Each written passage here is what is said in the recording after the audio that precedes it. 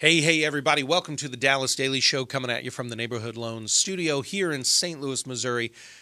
Yesterday, we talked about theater and coachability. Today, we're going to talk about stand-up comedy and adaptability.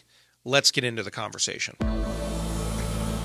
All right, everybody. Yesterday, we talked about this idea as I was in theater and I would get these memorized lines and I would be directed, and could I be coachable, and can I shift and change if the vision is the exact same place? Today, I'm going to pull a little bit from my stand-up comedy background.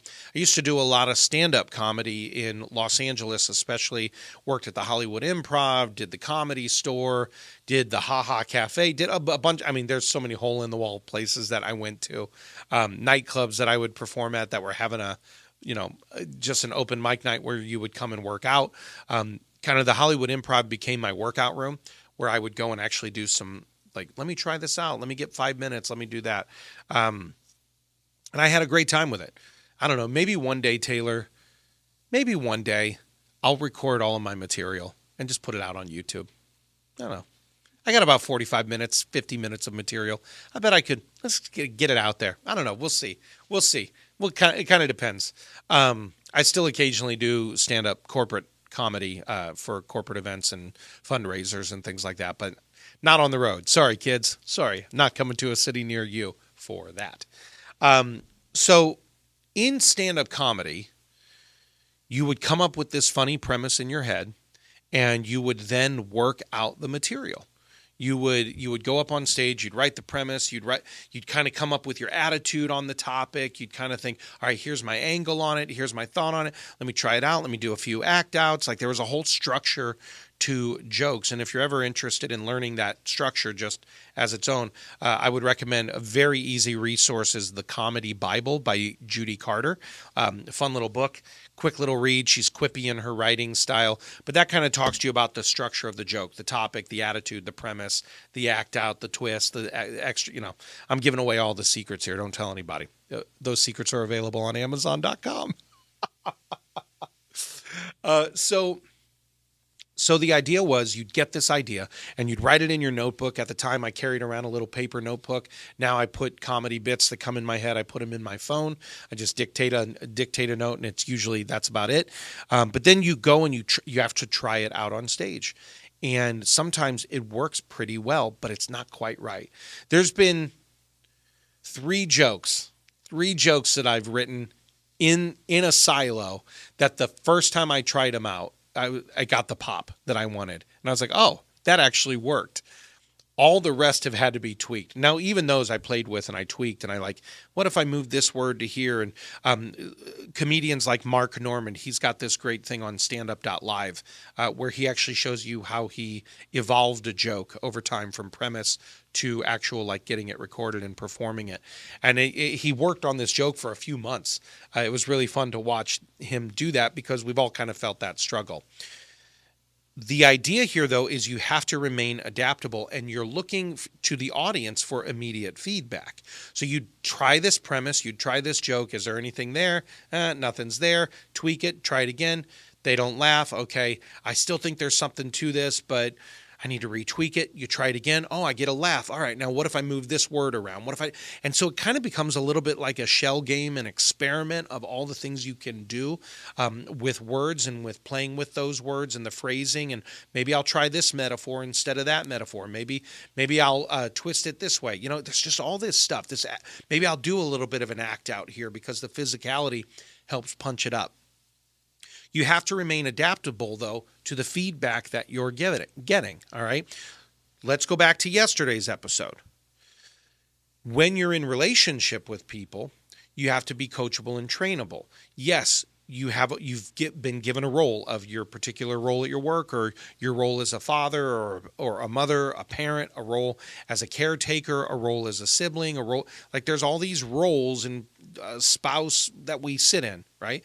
And we know what that role is, but if in theater the idea is I can be coachable or directable, because if I make a mistake or something's not quite working, I still want the same outcome. I still want the same vision. I still want the same feeling from the audience or from my spouse or whomever in that relationship, right?